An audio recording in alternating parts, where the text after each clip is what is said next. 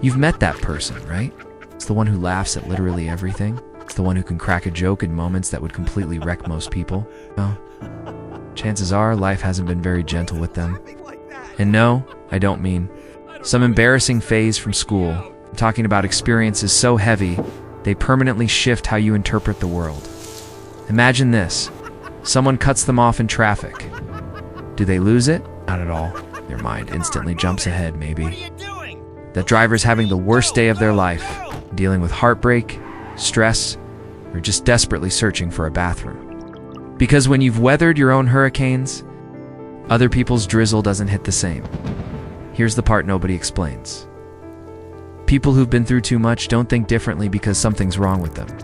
Their mind has been conditioned, trained, forced to adapt into a survival system that once kept them alive, is now trying to function in a world where the danger isn't always present. And beneath that adaptation, something unusual happens. They develop a kind of resistance, not to pain, but to being completely destroyed by it. They've learned through experience that surviving isn't optional, it's inevitable. Now, here's the twist. You'd assume trauma would make someone bitter, closed off, hardened. But often it does the opposite.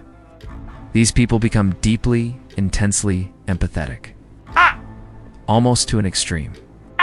They recognize pain instantly because they've studied its language for years. A tiny change in your voice, that smile that doesn't quite reach your eyes, they noticed, and they're already thinking about how to check on you later without putting you on the spot. They understand silence not just when no one is talking, but what kind of silence it is. Heavy, awkward, exhausted, tense. They sense emotional shifts. The way others notice temperature changes. Most people walk into a room and notice objects. They walk in and feel the emotional climate and hear something unexpectedly beautiful. Many of them experience what psychologists call post-traumatic growth. Research suggests that a large portion of people who endure serious trauma don't just recover, they evolve. Their relationships become richer. Their values become clearer. Small, ordinary moments suddenly feel profound. A sunset can bring tears, and they don't even try to hide it. But there's a side no one warns you about. Hypervigilance. Their internal alarm system never fully powers down. Ever notice someone who always sits facing the door? Or someone who has 5 backup plans for a casual coffee meet? That's not paranoia. It's a nervous system shaped by the understanding that safety isn't guaranteed. And strangely, they minimize their own pain constantly. It wasn't that bad. Others have it worse. I'm okay, really. It's almost like they're allergic to being seen as victims. Surviving required convincing themselves they were fine, so admitting struggle now feels like weakness even. When it isn't, relationships can be complicated for them. People who've endured too much often swing between extreme loyalty and emotional distance, sometimes at the same time. They'll answer your call at 3 a.m. without hesitation, but ask them to open up about their own needs, and suddenly they're unavailable. Because closeness in their past often came with consequences. Their body doesn't relax when someone gets close, prepares for impact. Many of them crave connection deeply while being terrified of relying on anyone. Dependence once came with a cost, so they learn to be self-sufficient. It looks strong, but it can also be incredibly lonely. On the flip side, they adapt to change like pros. New environment? Sure. New city. Why not? Life completely falling apart midweek? Been there? And the humor, especially dark humor, is unmatched. It's not because they're cold, but because laughter takes power away from pain. Every joke becomes a quiet act of defiance against the things that tried to break them. Another surprising trait: control. They'll obsess over tiny details while remaining strangely calm about huge uncertainties.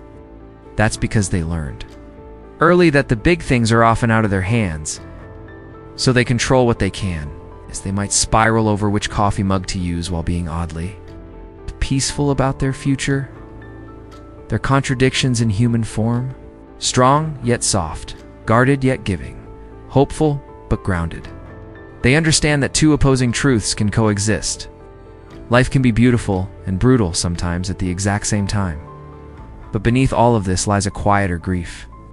Not the grief of losing someone else, but of losing who they once were. They mourn the version of themselves that trusted easily, one who laughed freely. The one who didn't scan rooms or rehearse conversations or brace for danger in silence. They miss. Version of themselves they barely remember. A softness they didn't get to keep. A childhood that felt shortened. A freedom they learned about too late. Being homesick for a place that only existed inside your own mind is a strange kind of pain. This grief doesn't destroy them, it refines.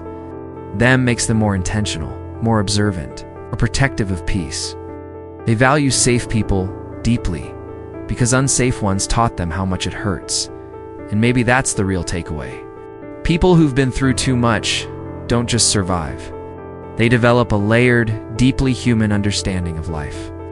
They know strength isn't about never falling apart.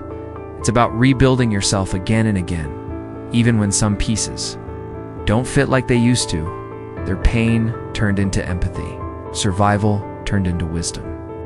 And without realizing it, they became something rare, a lighthouse. Not because their life was easy, but because they learned how to navigate darkness.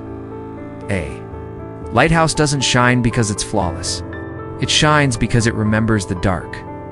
So the next time you meet someone who seems unusually calm in chaos, quick to joke about pain, oddly comfortable with uncertainty, understand this, that wisdom was earned.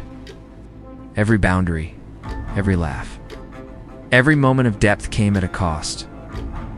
They've been through too much, and somehow they're still here, still trying, still choosing hope. That's not just psychology, it's poetry in motion.